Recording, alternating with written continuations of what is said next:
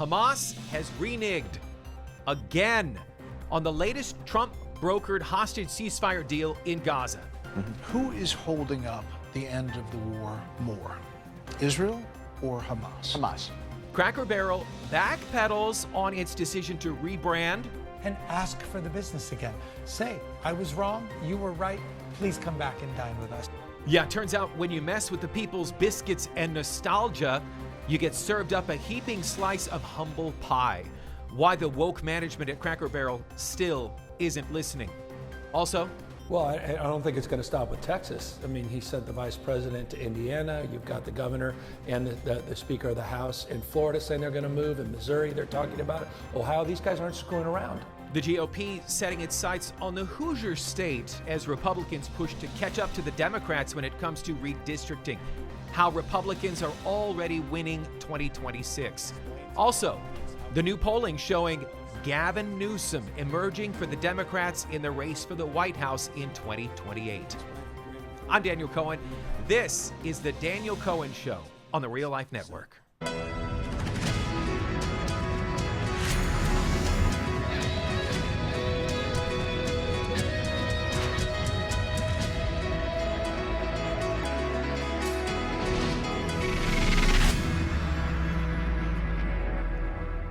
So Cracker Barrel sees what happened to great American brands like Target. Remember the DEI and the Pride, those aisles, that brand, and how awfully that went for them. Bud Light, which lost hundreds of millions of dollars. And instead of saying, hold my beer, the completely out of touch CEO and the leadership at Cracker Barrel, oh, by the way, the leader, the CEO of Cracker Barrel, looks like she's never eaten at any of the 660 restaurants in the almost, 45, 46 states. She didn't say, hold my beer. She says, hold my biscuits and gravy. What a terrible, terrible week for Cracker Barrel. The company spent $700 million to do a rebrand, to fix a problem it didn't have. Will Cracker Barrel be the last American institution to commit this kind of unforced error? I don't know. What do you think? Yeah, I don't think so either. I don't know. My team here? Yeah, I don't know.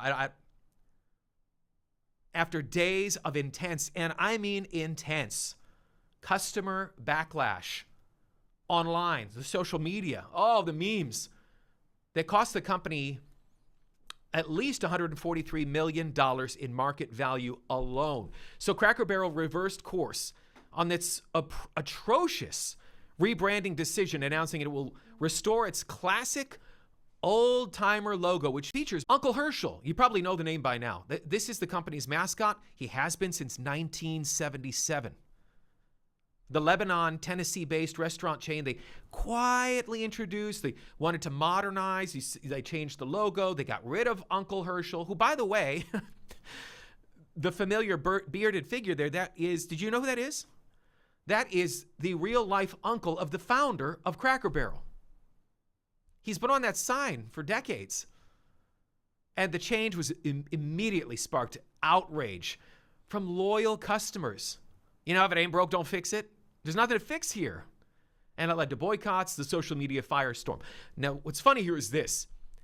The reversal came about 8 hours after President Trump weighed in. Now, my crew here, they laughed. Why did you laugh, by the way? Why did you laugh at that? President of the United States got involved in this mess. Like, how does he get involved in this? Say what he's saying is, how does Trump get involved? Or why did he get involved? And I say, of course President Trump got involved.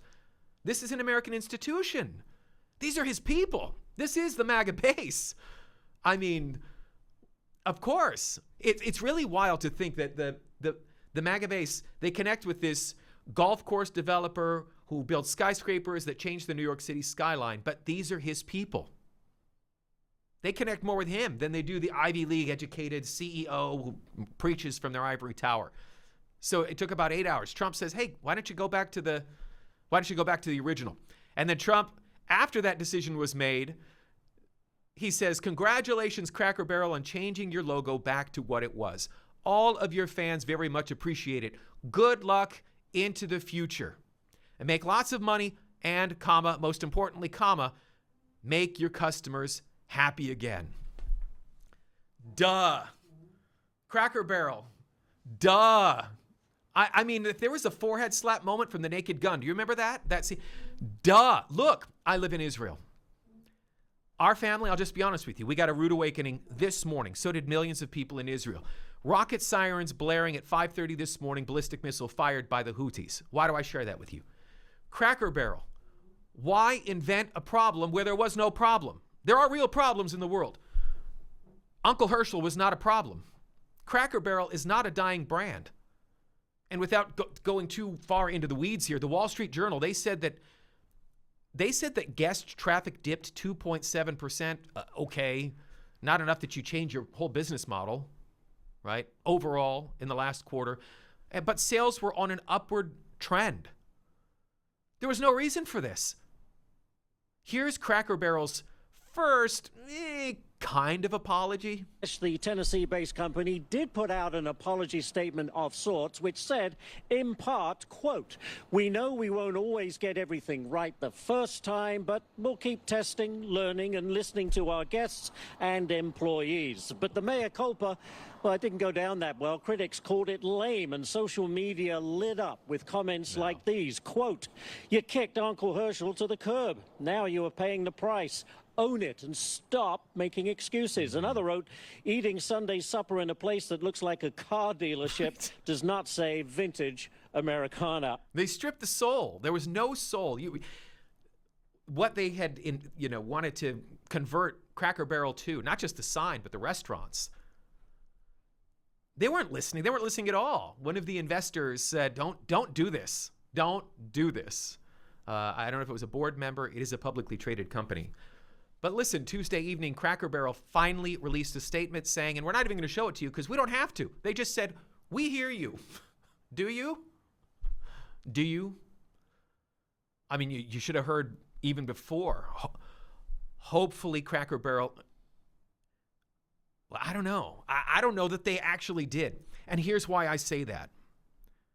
Cracker Barrel removed its culture and belonging page. That's right. They have it's a hub. It's sort of for DEI. It's for people that want LGBTQ related content. What does it have to do with Cracker Barrel? I don't know. But they removed it from the website. But the executive team and whoever is leading Cracker Barrel, they're still very woke. Take a look at this. This image, this was shared from a Cracker Barrel employee, and it says the company sponsored the LGBTQ Human Rights Campaign dinner for 10 years running, HRC. They worked hard to elect Kamala Harris. They're constantly attacking Republicans. HRC supports sex changes and mutilating perfectly healthy children's bodies, men in women's bathrooms, in locker rooms, on and on and on and on. Cracker Barrel, there's a complete disconnect between the people who love your restaurant and the people who are leading. Cracker Barrel's got a long, long way to go to get back in the good graces of the core customer base. Trump said the company received $1 billion in free publicity, and that if they play their cards right, the company can actually turn this awful rebrand into a decision to the good. Some people say there's no such thing as bad publicity. Maybe it doesn't feel that way, but everybody's talking about Cracker Barrel. Everyone. It would probably mean to get back in the good graces, firing the CEO, doing that yesterday, replacing the executive team.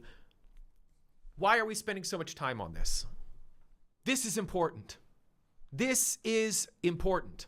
Maybe you think, whatever, it's a sign, it's not. This should serve as another warning label to you Ivy League, educated, MBA, limousine liberal, latte liberals. Stop messing with Americana. Stop messing with people. Stop messing with tradition. Stop messing with conservatives. I mean, sometimes traditional ways are the best ways. There's not even a more deeper explanation than that. They don't need to be reimagined to fit your idea of modernity, inclusiveness, or whatever it is that you're believing about the people who work so hard, maybe to bring their family out to eat, which isn't cheap, which supports you, even though you apparently despise them. I guess what I'm saying is, Listen to the people who are buttering your biscuits, especially if they're shouting at the top of their lungs. There's one last thing on this, the memes. Have you seen any of the memes? Have you? Not yet? Not. The memes have been, we don't even have time to show you all, but this just came about. These are so funny. Since we're talking about a restaurant, I find this particular meme delicious. Roll it. Check this out. It's fun to stay at the YMCA. It's fun to stay at the YMCA. Okay. Hat tip Il Donaldo Trumpo, and whoever that is on Twitter, who published this AI version. So you see Trump, he stepped in first. He's trying to help Cracker Barrel. Course correct. That's what he's doing. You see him in the suit. You see Uncle Herschel. They get up, they shake hands, and then, they're playing the YMCA song, which was a mega hit from the Trump campaign from all those rallies. And then you see the dance-off. Cracker Barrel, you spilled the maple syrup all over your customers. And yes, the investors are furious. But Trump and Uncle Herschel, they're not crying over spilled milk. Hope there was a lesson learned here. Not just for Cracker Barrel, but whoever thinks next that they need to take a institution that people love and wreck it. Not crying over spilled milk. You know who is crying, though? The Democrats. The Democrats are furious that Republicans are finally playing hardball to redistrict red states so that the GOP has an electoral advantage. The Democrats have been doing this for years, mastered it. The redistricting conversation in Texas. Well, now it's Indiana. The Hoosier state apparently is next up, and a smattering of other states as well. What is this all about? Before we get into it, it's all about power. Power is what gets the Democrats out of bed, fighting Republicans. That may not be what you're fighting for. Maybe you're fighting to pay the rent, to pay the mortgage, to put food on the table, send your kids to a good school, maybe take a summer vacation if you have enough money left over. The left is spiraling right now, spiraling. The Democrat Party is about as popular. Actually, wait, don't listen to me. The Democrat Party is about as popular as Harry Enton, the data guru over at CNN. Listen. Democratic brand right now has about the appeal with the American voter as the Cracker Barrel rebrand has with the American consumers. Bad, bad, bad. What are you doing? Oh, my goodness gracious. What are we talking about here in terms of big party registration changes in the key swing states? Let's look at the key 4 swing states that, in fact, do keep track of registration by party. Look, the Republican Party is in their best position at this point in the cycle since at least 2005. In all 4 of these key battleground states, we go out to the Southwest.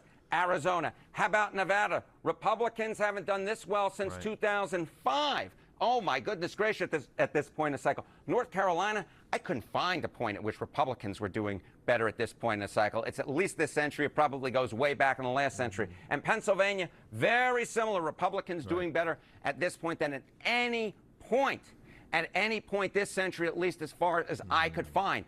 Okay.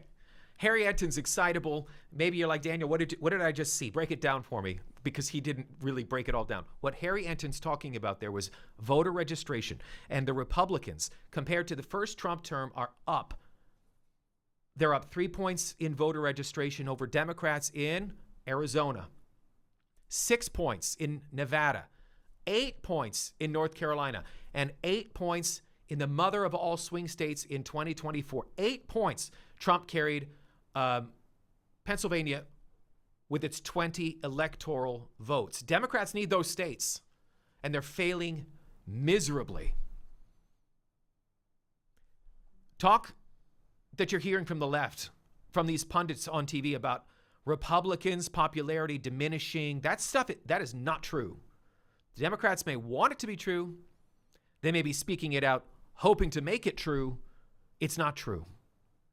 The American people are abandoning the sinking Titanic of the Democrat Party. The AOCs, Gavin Newsom, Bernie Sanders, they're the Rose Dawson floating on the big door in the frigid water at the end of the movie. That's why the redistricting battle is enormous. This is video of Indiana Republicans emerging after they met with Vice President J.D. Vance and some of the top officials from the Trump administration. This was from Tuesday. It was around 60 people in all. President Trump wasn't at that large meeting, but he did meet later privately in the Oval Office with the Indiana House Speaker. His name is Todd Houston, and the Senate President. His name is Roderick Bray. Right now, Republicans hold 7 of the 9 congressional seats in Indiana. The other 2, obviously, are Democrat.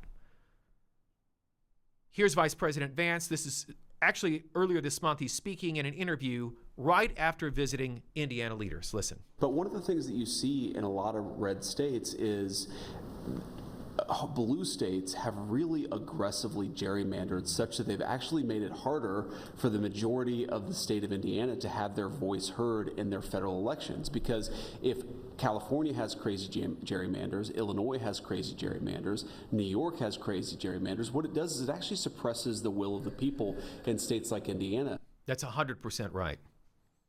100% correct. Democrats have been redrawing, redistricting, gerrymandering, the technical term, districts to squeeze the Republicans, to squeeze them out. For years, they've been doing this. Question, do you know how many Republicans hold congressional seats in Massachusetts?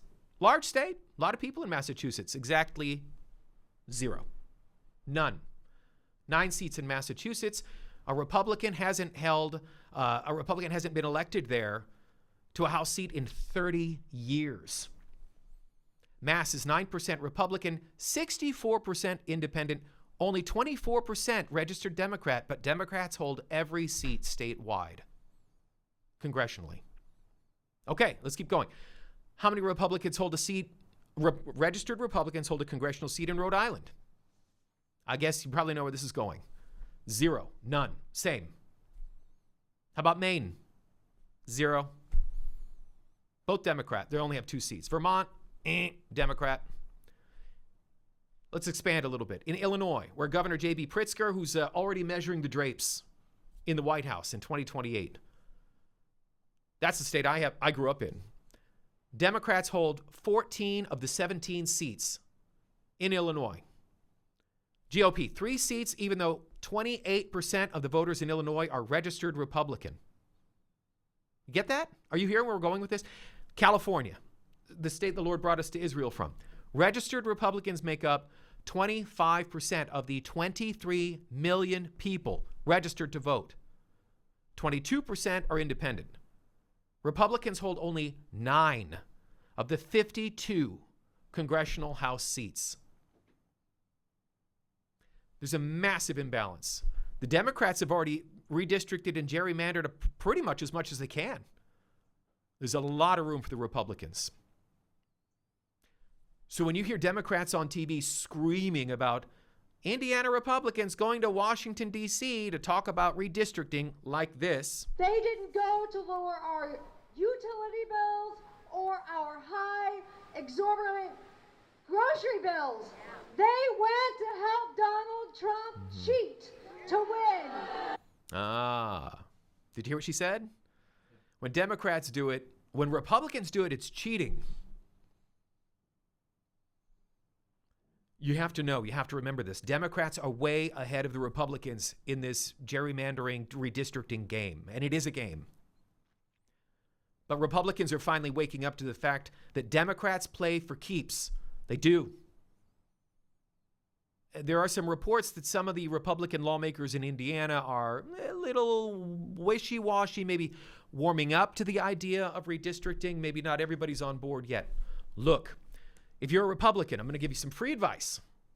If you're worried about what the mainstream media is going to say or what people are going to tweet or say about you online and social media, newsflash, mainstream media already hates you. They hate you. Doesn't matter. Put your head down and do what's best for the people that you represent. Politics today is hand-to-hand combat. Too much on the line. This fight matters. It should matter to you. Matters to me. I'm coming to you from Israel, thousands of miles away. Why? Why do you care what happens in Indiana? because the insane anti-Israel wing of the Democrat Party is advocating for stripping support for Israel, pulling funding for Iron Dome, which I'll remind you is a purely defensive weapon. Israel uses Iron Dome to protect its people from incoming ballistic missile fire, which we had from the Houthis this morning at 5 a.m. A lot of reasons this is an important fight. I'll leave you with this in this particular subject.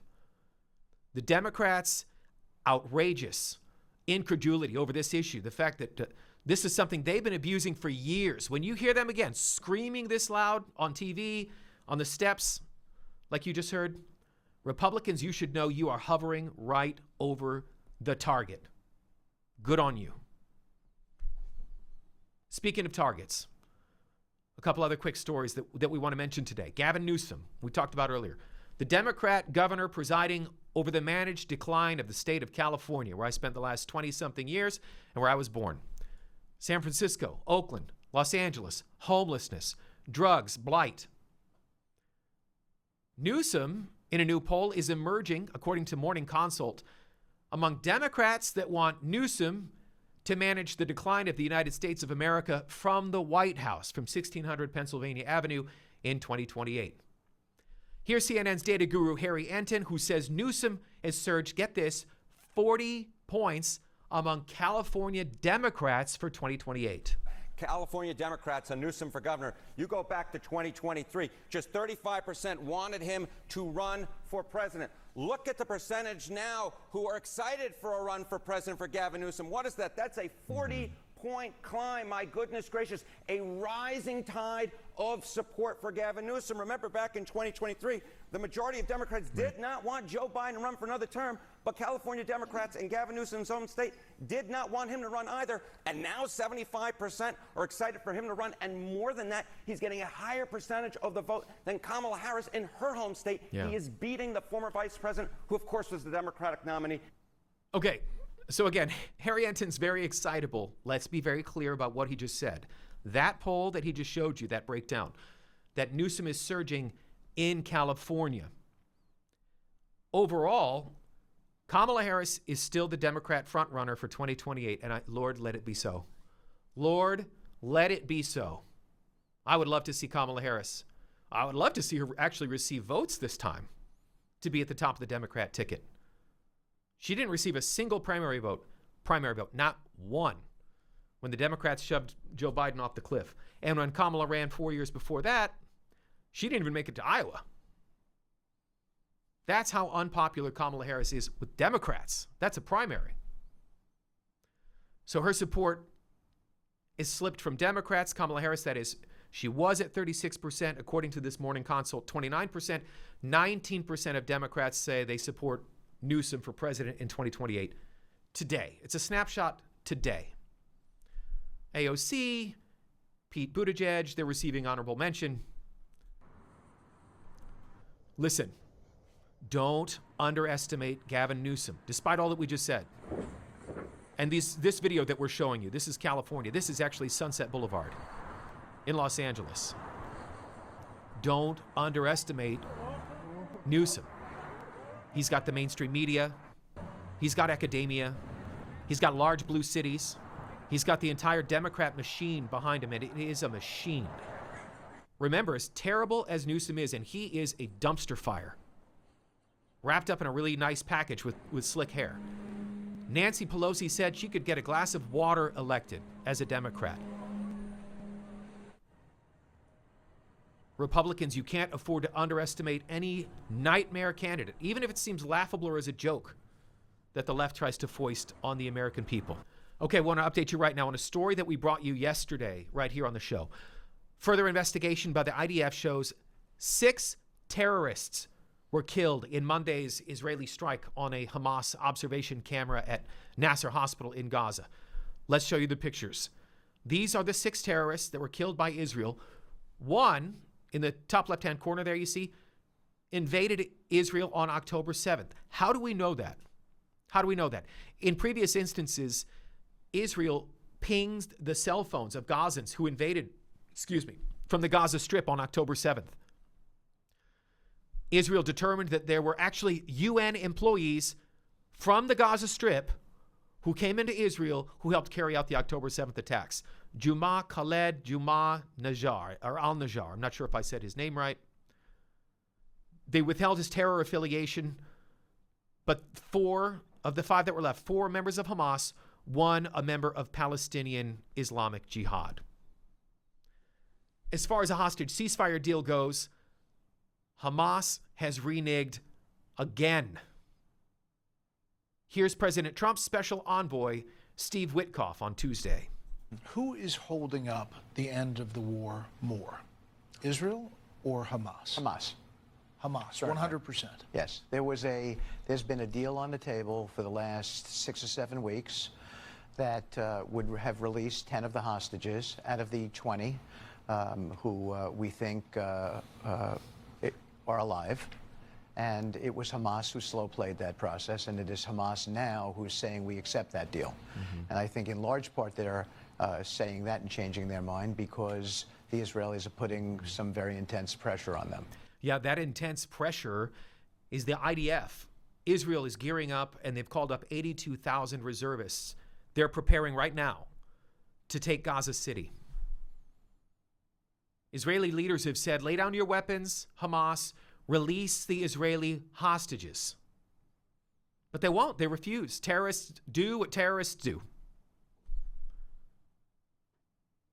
Maybe that's why, all the pressure from the world is on Israel and Prime Minister Netanyahu. Nobody expects terrorists to act with any sort of code, honor. It's all on Israel. It's all on Netanyahu to agree, for Israel to agree to a pause. None of that on Hamas. Stirring up anger. That's Hamas's mission. Peace with Israel means the anti-Israel hatred like this. Oh, look at this video. This is insane. This video from Greece, from overnight. Pro-Hamas, anti-Israel, crazy people launching fireworks at the Israeli embassy in Athens. Now, I want you to notice something about this video. No police presence whatsoever. I don't see any police. What I do see, I see people standing around. I see people laughing. I see people cheering. You can hear that. I see some lights on inside the embassy. I hope the embassy was evacuated. Israelis love traveling to Greece. It's a 2-hour flight from here. Great. World-class destinations, Santorini, you name it, the Greek Isles, all kinds of incredible places. Or used to be. If you're Jewish, you should think twice before heading to Greece. If you're not Jewish, you should think twice before heading to Greece. Next week marks 700 days. I can't believe it's been 22 months. 700 days since Hamas ignited the war with Israel. I'm asking you, please pray for the peace of Jerusalem. Psalm 122:6. Pray that the hostages suffering for almost 700 days in whatever godforsaken terror, torture, dungeon that they're in, that they'll be released soon. Psalm 34:18 says, the Lord is close to the brokenhearted. Pray for the families who want nothing more than for their loved ones to come home.